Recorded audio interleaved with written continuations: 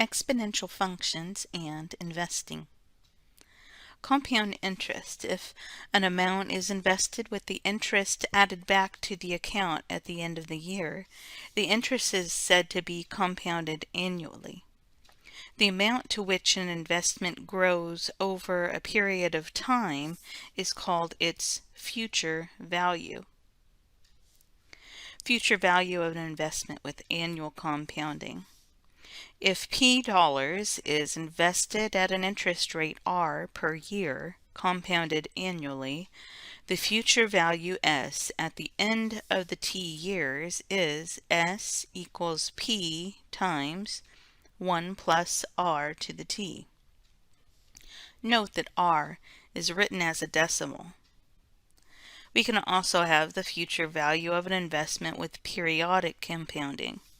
If P dollars are invested for T years at the annual interest rate R, where the interest is compounded K times per year, then the interest rate per period is R over K.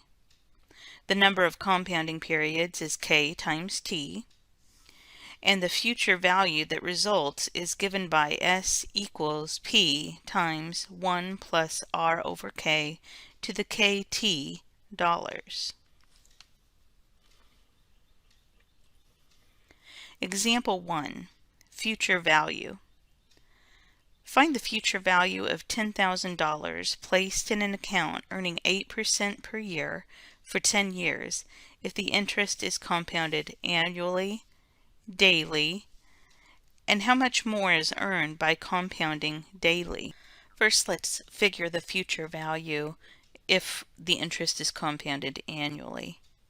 For that problem, we'll use this formula S equals P times 1 plus R to the T. Remember, S is your future value.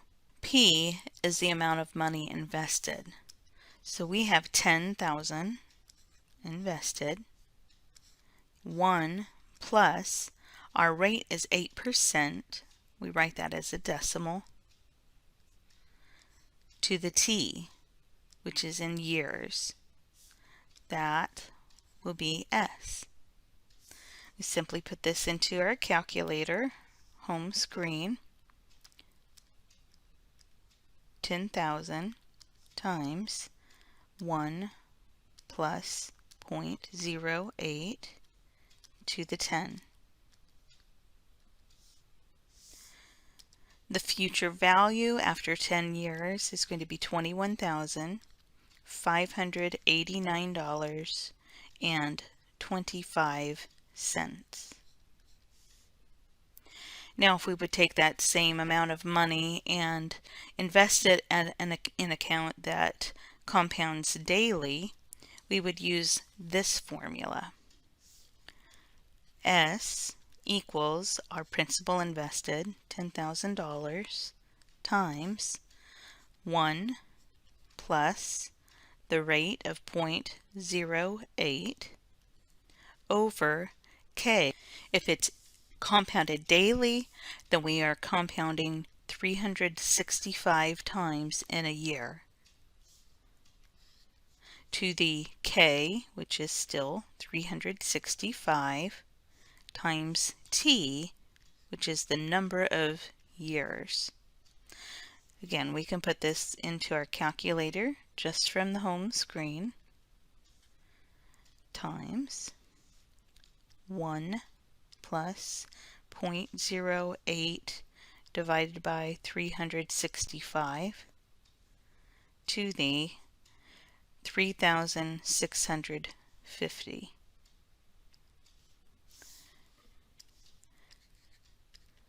So our future value when compounded daily is $22,253.46.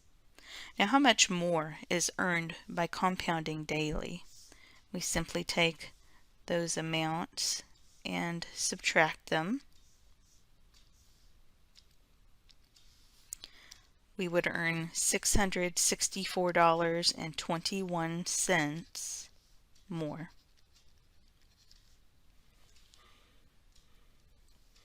Future value of an investment with continuous compounding.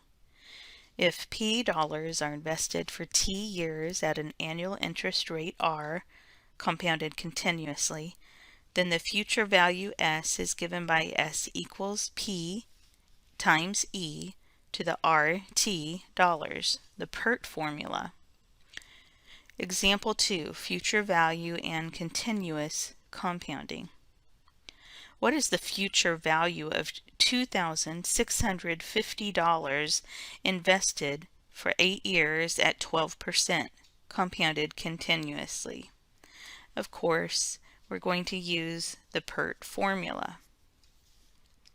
So S equals 2,650 times E to the R as a decimal times T, which is 8.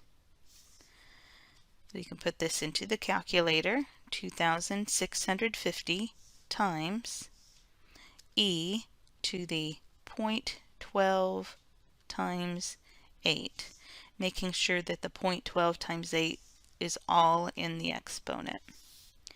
So that will grow in those 8 years to $6,921.00.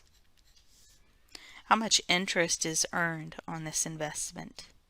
So we take the $6,921 and subtract the initial $2,650 that was invested, and the interest is $4,271.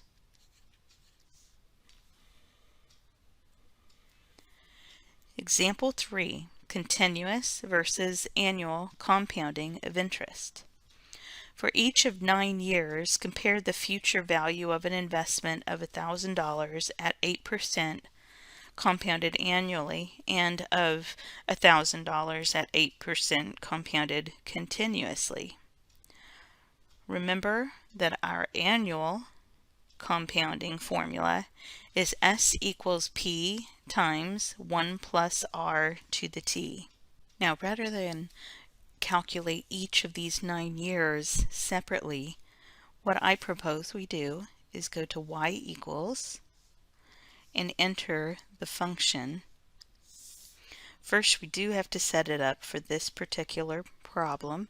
S is equal to the principal of 1,000 times 1 plus R is your 0.08 to the T. So T will be changing with the time being 1 year, 2 year, 3 year. So T is our input variable here. I'm going to put that in here. 1,000 times 1.08 to the X. Let's go ahead and set the window so we can see for 10 years. We show the 9 years there, and we'll do a zoom fit. There we go. And if you look at the table, then you can see each of the 9 years. Your initial investment is $1,000. After 1 year, you've made $80 interest on that. And then the next year, you're making 8% interest on $1,080. So the amount in the account is $1,166.40, and so on. Let's say that we did this problem with continuous compounding. Of course, that's the S equals P e to the RT. Instead of figuring each of the 9 years, let's go ahead and set this up in our calculator. So we have the $1,000 initial investment, and then I have times E to the R, which is 0.08, times T, we'll make that just the variable t because it's going to be the thing that changes. 1 year, 2 years, 3 years, and so on. Let's go back to y equals and put that in. 1,000 times e to the 0.08x. And when we look at the table, you can see how that compares with the other function and how much interest you get at the end. And if you like, we can see the functions being graphed. Let's do another zoom fit. There's our first function and there's the second function. That second function is outgrowing the first function. So for the same amount of years, the second function, the red function, is always going to be more than the first.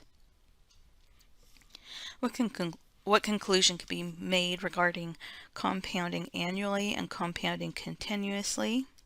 Well, compounding continuously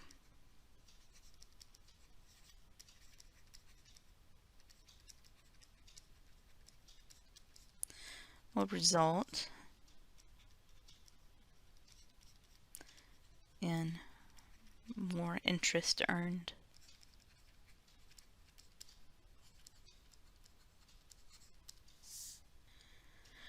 Present value of an investment. The lump sum that will give future value S in n compounding periods at a rate I per period is the present value, P equals S over 1 plus I quantity to the n dollars, where n equals KT periods and I equals R over K periodic interest rate. What lump sum must be invested at 10% compounded semi-annually for the investment to grow to $15,000 in 7 years? So let's start by sorting out what each of these things are. I know that S is my future value, the amount that I wish to have at the end of the 7 years. That's my $15,000. I know that I is equal to R over K. That is R as a decimal divided by the number of compounding times in a year. Since it's semi-annual, it'll be 2, so that's 0.05. N is the K times T, so K is twice per year, and the time here is 7 years. It's being compounded 14 times through that investment time. So now that we have all the pieces for the formula, we can go ahead with P equals 15,000 over 1 plus I, which is 0.05, to the n, which is 14. And we simply put this into the home screen of our calculator. 15,000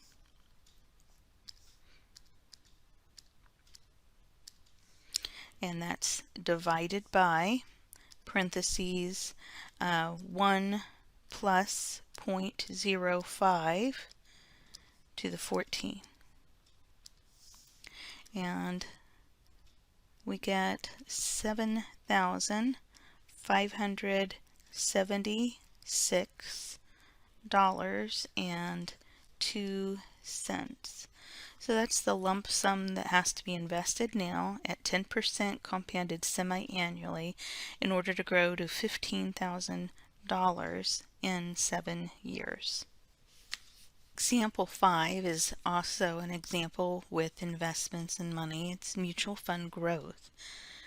The data in the table give the annual return on an investment of $1 made on March 31st, 1990 in the AIM Value Fund Class A shares. The values reflect reinvestment of all distributions and changes in net asset value, but excludes sales charges. They've given us the time and the average annual total return in those years. So let's go to our stat and enter the data from the table.